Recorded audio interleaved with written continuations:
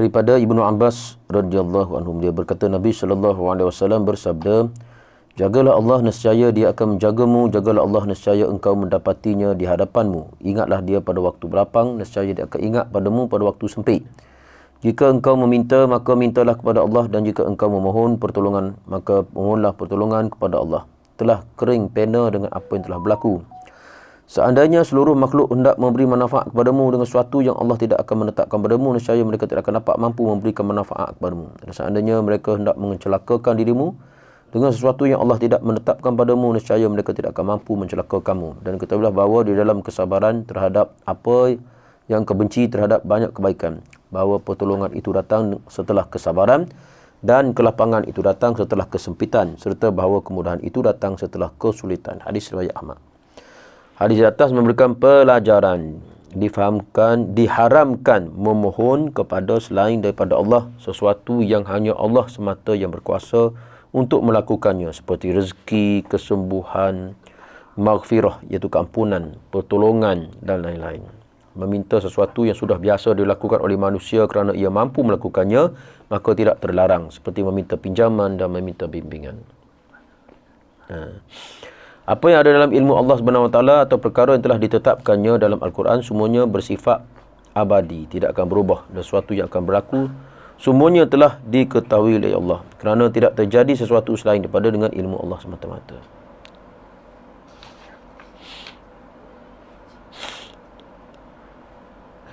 Kena minta tolong dengan Allah. Ya, terutama dalam bab-bab yang mana tak boleh minta tolong dengan makhluk. Contoh kesembuhan. Habis dah ikhtiar Habis dah ikhtiar. Berubat.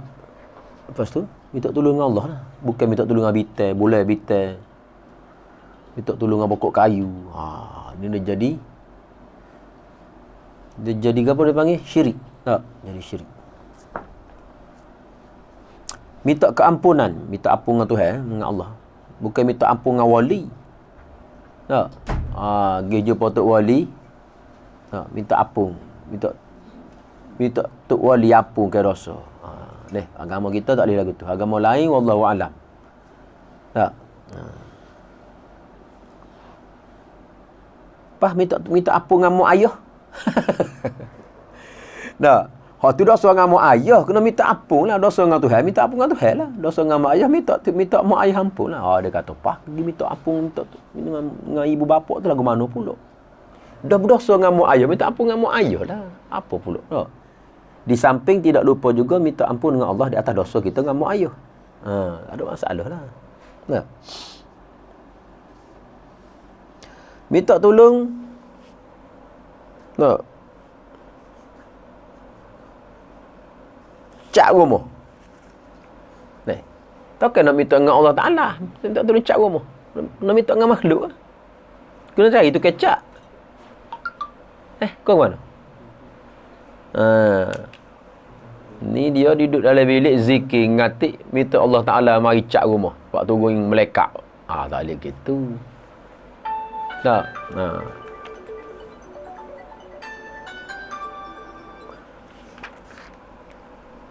Masalahnya dia tidak minta tolong dengan Allah. Dia minta tolong dengan YB, dengan makhluk, dengan parti politik. Tak, belum apa-apa lagi mari dah minta bunyi ada subsidi bantuan, mari lalu minta. Hak ni jadi lari ni tak? Hak jadi masalah ni.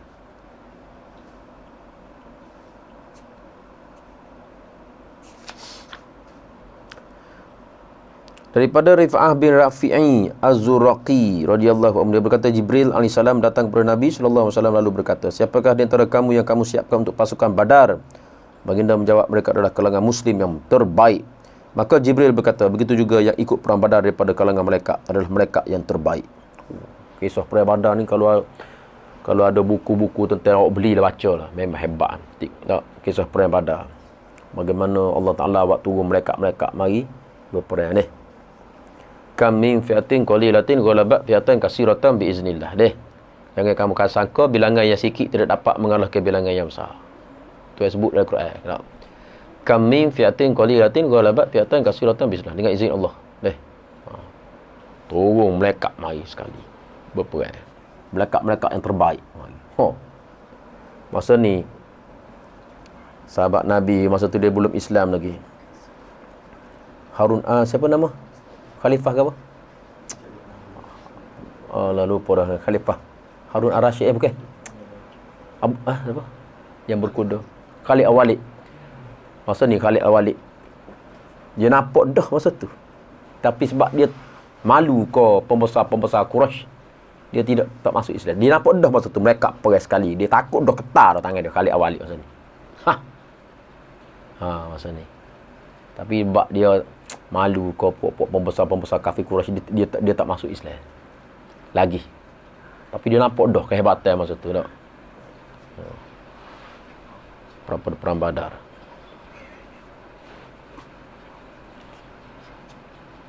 Daripada Umar bin Khattab radhiyallahu anhu, dia berkata ketika berlaku perang Khaybar, sejumlah sahabat menghadap kepada Nabi sallallahu alaihi wasallam seraya berkata, fulan mati syahid, fulan mati syahid. Maka Rasulullah sallallahu alaihi wasallam bersabda, tidak. Sesungguhnya aku melihatnya di neraka dalam pakaian yang diambil sebelum dibahagi. Hadis riwayat Muslim. Hadis di atas memberikan pelajaran bahawa dosa yang paling besar adalah khianat pada harta umat dan amat pedih seksaannya. Mati syahid di jalan Allah tidak menghapus atau menidakkan hak-hak orang lain terzalim dengannya. Wak jahat, lepas tu pergi perang. Mati. Gugu dia kata mati syahid. Tak. Nabi kata tak. Sebab ada benda dia ambil hak orang. Lepas tu jangan-jangan bahaya. Lepas tu suami tidak melaksanakan nafkah isteri. Lepas tu duk bercakap dobang duk bercakap. Tetap dosa pahala dia. Dah, selesai dulu hak orang tu. Jangan ambil hak orang. Even dia pergi perang dikatakan mati syahid sekalipun, Nabi kata dak. Kisnya ambil baju orang. Ni Nabi sebut ni dalam hadis ni. Sesungguhnya aku melihatnya di neraka dalam pakaian yang dia ambil sebelum dibahagi. Dalam neraka pakai pakaian orang tak? Benda pakaian yang dia ambil sebelum dibahagi. Maknanya dia ambil dia ambil hak orang lain ni.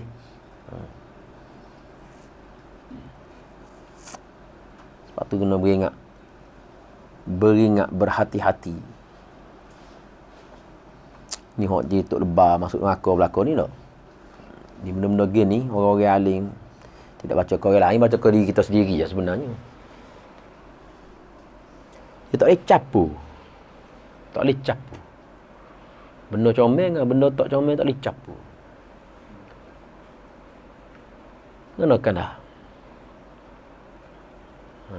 Contoh dia. Orang bagi sumbang Milu. Siapa di jabat yayasan ni? Milu. Berkotak-kotak siapa Milu. Dia tepuh dengan Shopee. Dia siapa Milu. Kita sebagai pekerja, sebagai sukarelawan, tengok Milu. Nak attack. Sedangkan benda tu telah niatkan untuk bagi pada asnah. Kita ambil sah. Milun ni kerja comel dah. Kerja kita duk nolong orang miskin comel dah. Ibadat comel, sedekah kita comel, tapi ambil milu hak orang. Punuh habis hak lain. Kena beringat berhati-hati. Lepas tu cik. Cik memang. Mereka awal kita lancar ke gerakan kemanusiaan ni cik. Sepupu sepapak warga pakat mari nak ngepau. Tu Raja Samri tu buat rumah orang miskin, mari habis wari-wari minta tolong buat rumah. Ambil kesempatan. Sedangkan kita menguruskan sumbangan awam. Mari habis wari-wari mari pakat. Minta dengan Raja Samri dia tu. Tak boleh tolong. Dia ingat kita ni Tok Wakil, YB. Sedangkan kita menguruskan sumbangan amanah orang ramai. Dah tadi. Cik tu. Tapi dia punya pegang kemah keming cik. Tak ada. Tak ambil. Tak ambil. Mari gapa-gapa pun tak ada.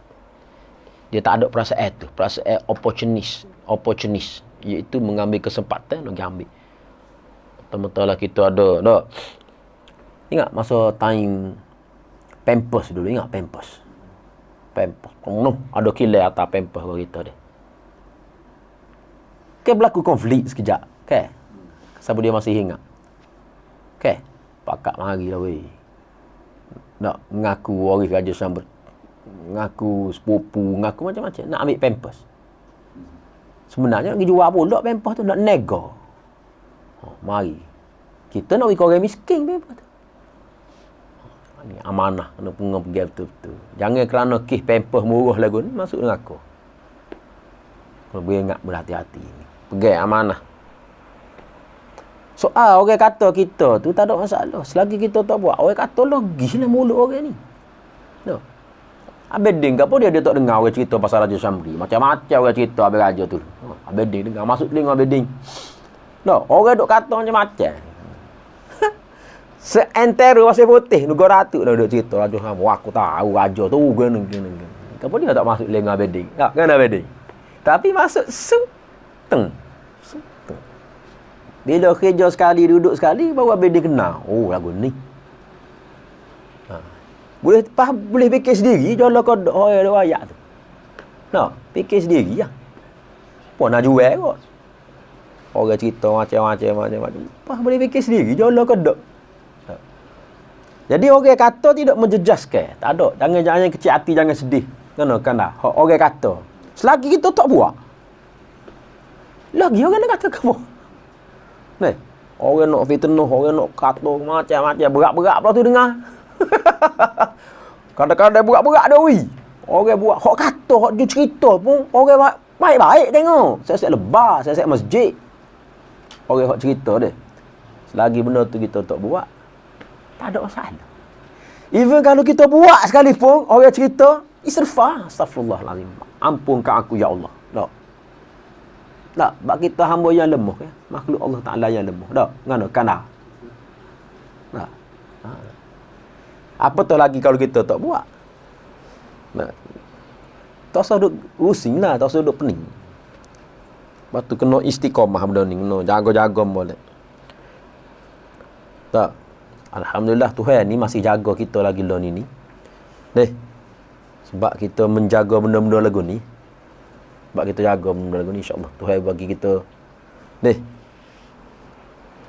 saya rasa Tuhan masih lagi bagi kita happy lah kita kata banding orang lain. Benak kalah boh. Di saat kita duduk di Pasir Putih ni ramai saudara mara kita ni, saing-saing kita ramai. Baru ni Julah bini dia cerita saing kerja Malindu. Dua-dua suami isteri. Banyak boleh ada nak buat kerja. Dan bukan dia seorang lah. Beribu-ribu seluruh Malaysia sekarang ni. Nak beli nasi sekali sehari pun payah. Nak makan nasi payah. Tak. Dan sekarang. Tak, betul tak? Kita dalam keadaan sederhana ni pun kita masih boleh bernafas. Kita masih boleh gora lagi lah dengan anak dengan bini. Tak? Alhamdulillah.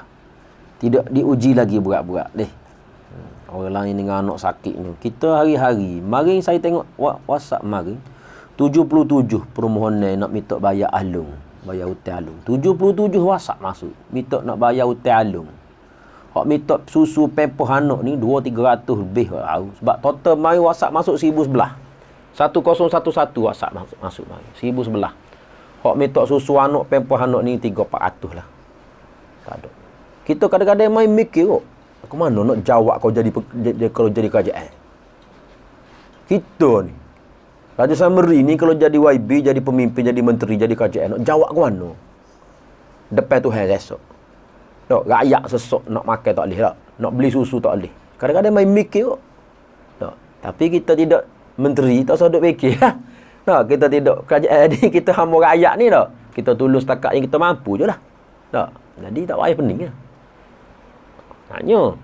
Hak atas mesej ni. Atas mesej rumah terbakar. Rumah terbakar saja belah-belah mari seluruh Malaysia minta bantuan. Jadi kita tak boleh nak bantu semua. Tak boleh nak bantu semua. Sebab kita tak boleh nak bantu semua kerana kita tidak ada kapasiti nak bantu semua. Miskin ni dia tidak ada masalah. Sebenarnya miskin ni dengan Islam kan dah.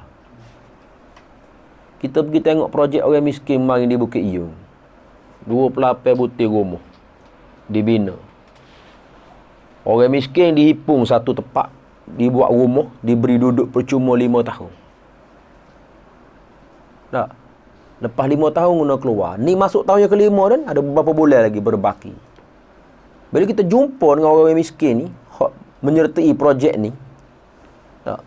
Mereka diberi tanah seka seorang untuk bercucuk tanam. Untuk generate hasil. Hasil pula akan dibeli oleh peladang, oleh tak, cili sos. Syarikat-syarikat cili sos beli lada. Kita tanya dia mari, tak boleh nanai pula masalah. Masalah dia tak boleh nanai. Tak boleh bercucuk tanam, tak ada hasil. Masalah situ pula. Ni. Habis cara dah nak fikir nak ubah nasib hidup ni dah. Tapi ada macam masalah. Rupa-rupanya sebab kita ganggu ekosistem. Kita ganggu ekosistem tu. Ekosistem. Sebab Islam tidak ada masalah dengan miskin. Kita nak selesai masalah miskin. Islam kadang-kadang dia memilih untuk jadi miskin. Sebab dengan miskin dia lebih dekat dengan Allah. Dia akan rasa lebih dekat dengan Allah. Ada ramai orang-orang mukmin, orang-orang soleh lah. Dia memilih untuk jadi miskin. Sebab bila miskin dia rasa macam dia lebih dekat dengan Allah. Ada. Kita nak pilih nak suruh jadi kaya cepat. Bukan tak boleh jadi kaya, boleh. Tapi kita ganggu ekosistem. Orang miskin tu kita tak setepak. Miskin bakar pokok dia. Sudah lalu. No, bila setepak sekapung miskin saja, dia miskin ni dia mari berpakej, dia tidak sesok biti saja. Dia sesok akal, ilmu, kesai, persahabatan. Dia miskin agama, dia miskin kefahaman agama, dia miskin macam-macam. Jadi kita tak setepak, sudah lalu. Sudah lalu. Aja telah orang miskin seorang tu, dia duduk di kalangan masyarakat biasa, masyarakat normal dia. Ada orang kaya sebelah dia boleh tolong dia. Deh. Ada anak orang kaya tu boleh hajar anak dia. Bila duduk sama-sama sesok ni kak, sudah. Anak-anak sesok saja semua. Nak pasal kita ganggu ekosistem. Pasal dalam kepala kita, kita nak selesai masalah sesok. Bukan nak selesai masalah jauh dengan Tuhan. Oh ni masalah. Islam dia tak concern masalah sesok tu. Dia concern masalah akidah ni dia concern. Sebab kalau dia dekat dengan Tuhan, tak. Dia akan rajin kerja, dia akan jadi hormat orang, dia akan jadi ngalah ke orang, dia tak beribadah, dia akan jadi automatik. Bila dia ada sifat-sifat lagu ni, orang miskin dia akan berubah nasib hidup, automatik. Nah, tapi bila dia ambil tak setepak puak-puak miskin duduk setepak, dia tak berkembang, payah jadi. Nyanyo dia jadi, puak dia duduk setepak situ. Pasal kalau anak-anak nak pergi sekolah, dia puak sesok lah kau duduk situ kan. Nah, sore ada masalah, orang nak tolong payah. Nah. Ini jadi masalah. Ni pagi kita ganggu ekosistem tu. Mari jumpa popok dia mari, tak kerja setahun. Apa? Duit tak ada income. Rumah ada, duduk percuma. Tapi tak ada reti. Nak makan tak boleh. Nak beli baju tak boleh. Nak pergi sekolah anak. Masalah dia jadi. Okey. Dia kena minta dengan Allah. Bukan minta dengan makhluk. Jangan minta dengan Raja Syamri lah. Raja Syamri ni orang kapung ini. Pemegang amanah saja Raja Syamri. Lepas ni minta dengan Najwan pula sahur. Di Yayasan Raja Syamri kita ada seorang staf baru nama Najwan. Smart handsome tak kahwin lagi. Lepas ni cari Najwan pula minta bantuan dengan Najwan. Tak. Baru-baru hot trick sebulan dua baru ni minta dengan Abang Isai. Habis nelefon Abang Isai, minta dengan Abang Isai bantuan. Sudah. Minta dengan Allah. Allah yang buka pintu hati makhluk untuk mari tolong kita. Allah yang buka pintu hati mertua kita yang kaya tu mari tolong kita. Tak. Allah yang buka pintu hati jiran sebelah hak sombong tu tiba-tiba hilang sombong mari tolong kita. Orang ni baru bijak ni. Mau jadi barulah orang kaya merendah diri, orang sombong, orang miskin tidak rasa rendah diri. Orang kaya hilang sombongnya, orang miskin hilang rendah dirinya. Tidak bersangka buruk.